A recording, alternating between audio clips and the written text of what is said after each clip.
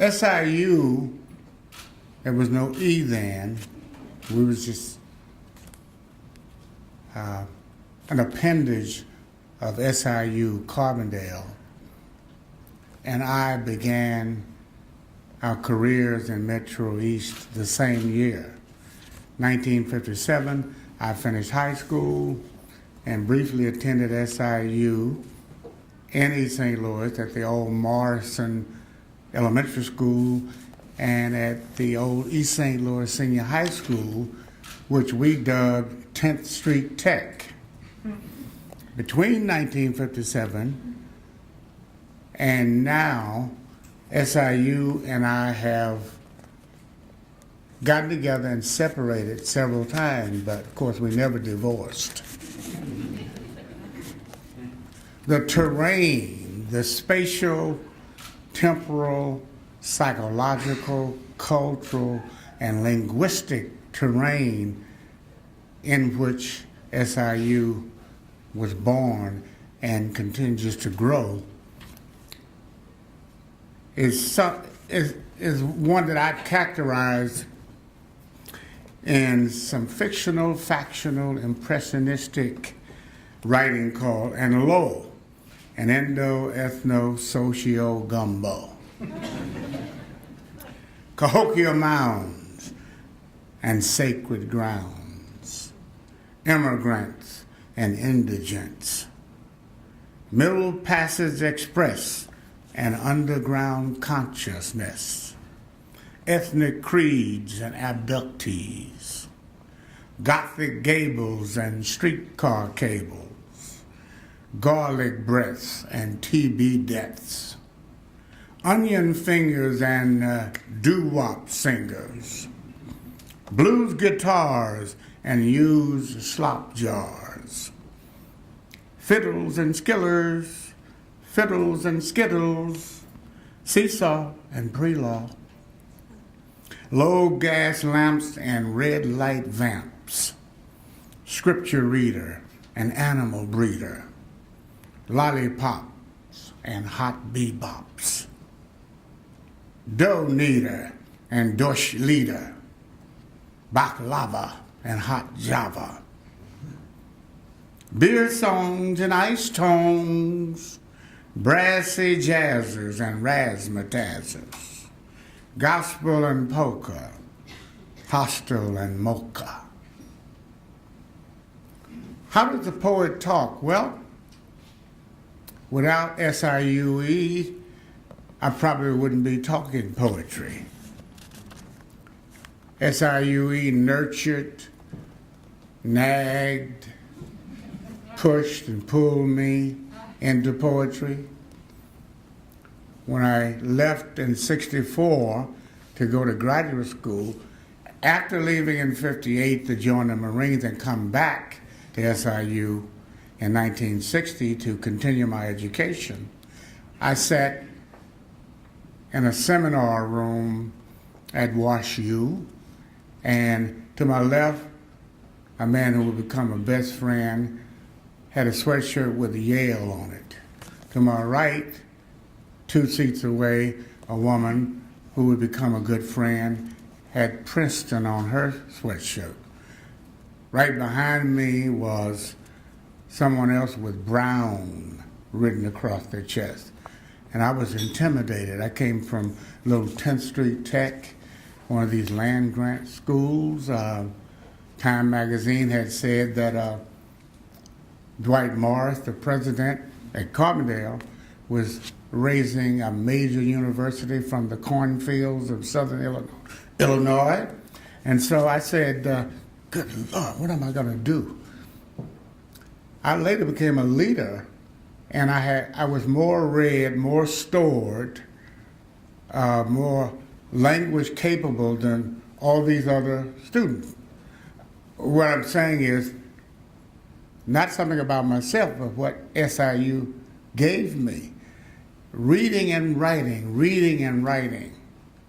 Also had 5.5 hours of work that was accepted by Washington University. I mean, it blew me away, you know. You're going to the Harvard of the Midwest across the river, and I had 8 hours, but coming from a quarter system into a semester system, and going into a semester system, they were downgraded.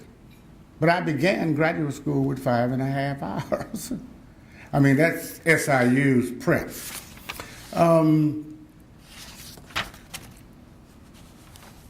A little poem, 3 little poems, they take less time to read than to explain.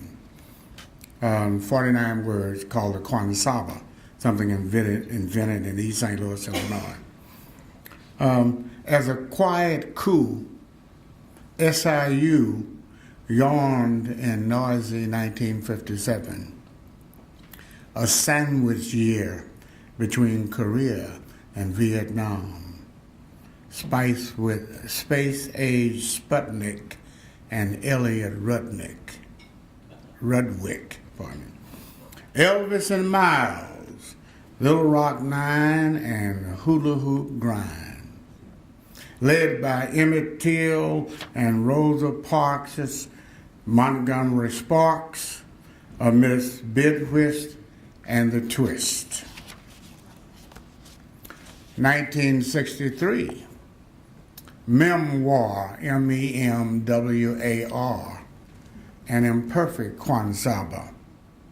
We were mere hyperactive students, debating nuclear war and civil rights, Greek drama and women's lib, MLK's Big March and JFK's New Frontier, The Other America, and Catch-22, until bullets raining on Kennedy and Dallas drained East St. Louis of its light.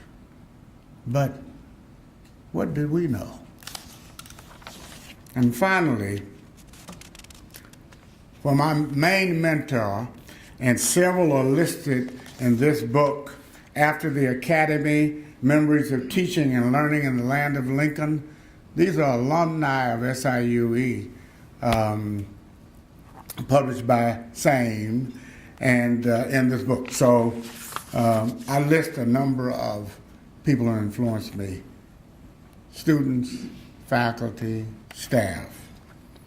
And the main influence at SIU was a man named Ted Hornback. The world was a cauldron of agitation, protest, insistence, persistence, marches. Vietnam was there. Race was in the mix. Women were in the mix. The new curriculum was in the mix. A lot was happening. In East St. Louis, a mixed group of us integrated some of the establishments around 10th Street Tech. Ted had come from Kentucky. I was from East St. Louis. Stepped into his class by accident, late from coming to school from the Marines because I had a wound and had surgery. So I was thrown into an honors English class. And so after class, he said to me, I see you're not on the official list.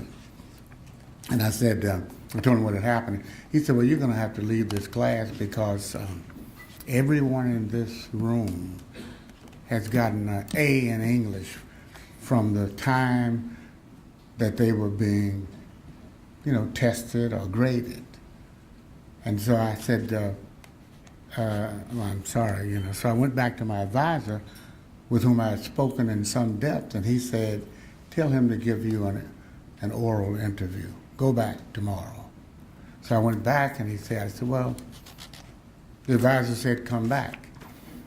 And he said, well, we read this and we read that. And I said, like what? He said, well, we read Oedipus. And I said, how do you spell it? And he said, O-E-D-I-P. I said, oh, I thought that was Oedipus. And then we proceeded to talk about it. Well, I had while in the Marines, read the general education curriculum. And so we talked about a lot of things. I'd also studied and learned to speak Japanese. And I'd had 3 years of Latin at my high school in East St. Louis. So he spoke in Latin, and I answered him from the classroom, and he started speaking in Japanese, and I answered him. At any rate, there are a lot of words that I didn't know how to pronounce, but he got me together, and we worked quite well together over time. And here's a little poem for him.